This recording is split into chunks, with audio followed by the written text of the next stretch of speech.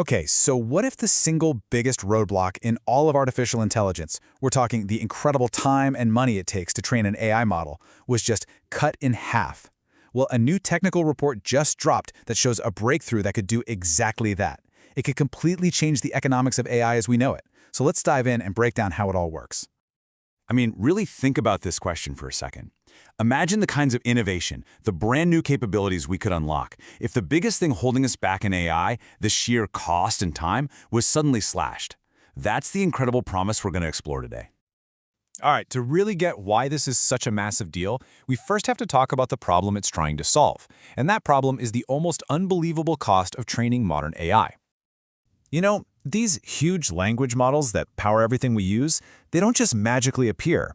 As the paper itself says, training them is an incredibly computationally intensive and resource-demanding process. Seriously, it's like trying to build a new skyscraper. It takes a mind-boggling amount of raw materials, energy, and time. And when we say resource demanding, we are not kidding. We're talking about massive, massive costs. Training just one of these state-of-the-art AI models can cost upwards of $100 million. This creates this gigantic barrier to entry, right? It means only a handful of the biggest tech companies in the world can even afford to play the game. Now, at the very heart of this whole expensive training process is something called an optimizer. The easiest way to think about it is like the AI's coach. It's an algorithm that's constantly tweaking the model, helping it learn, get better, and make fewer mistakes. And for years, there has been one undisputed king, the go-to choice for basically everyone, an optimizer called Adam W. But what if there's a better coach out there, a better way to train? This is where our story takes a really interesting turn. Enter the new challenger, the Muon Optimizer. So the big difference between these two really comes down to their whole philosophy. Adam Azimuth is all about taking the most obvious path. Think of it like a hiker just trying to get down a mountain by always following the steepest path. It works, but it's easy to get stuck in a valley. Muon, on the other hand, is smarter. It's more like a skilled mountaineer who makes sure every single step in a new, independent direction.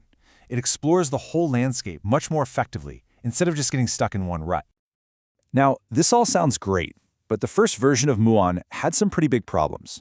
Sure, it looked promising on tiny models, but nobody knew if it could handle the major leagues. Could it really scale up to models with billions of parameters? Could it even work when you're training across thousands of computer chips at once? And would the benefits even last through the whole training process? These were huge, critical questions with no answers. And that brings us to the actual breakthrough moment. The researchers behind this report figured out how to solve all those problems, and they did it with two surprisingly simple yet incredibly powerful adjustments. So what was the secret sauce? How did they manage to take this promising but kind of flawed idea and turn it into something that could actually beat the industry standard? It all came down to two little tweaks. First, they added something called weight decay. It's basically just a simple rule that stops the model's internal numbers from growing completely out of control, which was a big problem. And second, they adjusted the update scale. This just made sure that all the different parts of the model were learning at a steady, stable pace. And that's it. With just those two fixes, Muon was suddenly stable, reliable, and ready to work right out of the box on a massive scale. So, with this new and improved Muon ready to go, it was finally time to put it in the ring against the reigning champ, Adam W. It was time for a real showdown. And the results were, well, they were staggering. Across a whole bunch of experiments, the researchers found that Muon was about twice as computationally efficient as Adam W. Let me say that again. It gets the same level of performance with about half the work. To put that in really simple numbers, if it takes Adam W, say, 100 units of computer power to reach a goal, Muon gets to that exact same goal using only about 52 units. This isn't just a tiny improvement, this is a massive, massive leap forward in efficiency.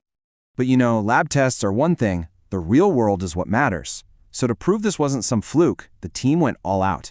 They trained a brand new, powerful 16 billion parameter model completely from scratch. They called it Moonlight, and it was going to be the ultimate test for their supercharged Muon Optimizer.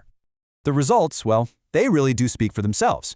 You can see Moonlight here compared to another model that has a super similar design and was trained on the exact same amount of data. The only major difference? The Optimizer. And Moonlight just crushed it. On a key reasoning test, it gets a 70 versus a 58.3. And on a math test, it's not even close. A 77.4 versus a 41.1. I mean, that is just a knockout punch. Okay, so let's zoom out. A new optimizer is twice as fast, and it makes better models. What does that actually mean for the future of AI? Look, a 2x efficiency gain is a true game changer. It means researchers can try out new ideas twice as fast. It means that insane financial barrier we talked about comes way, way down. It might finally open the door for universities and smaller companies to build cutting-edge AI. It democratizes access. And when you put it all together, it just accelerates the entire field, pushing us faster towards whatever's next. The authors of the paper, they don't pull any punches. They say it right there in their conclusion. Muon can, and should, replace Atom W as the new standard. That is an incredibly bold claim to make, but when you look at their data, it is really hard to argue with them. And that leaves us with one final kind of mind-bending question. Throughout the history of technology, whenever we've made a fundamental building block of a field twice as fast or twice as cheap, it doesn't just lead to small improvements. It often unlocks completely new inventions that nobody had even imagined before. So the real question is, if we can now learn twice as fast, what incredible new AI abilities are now waiting for us just over the horizon?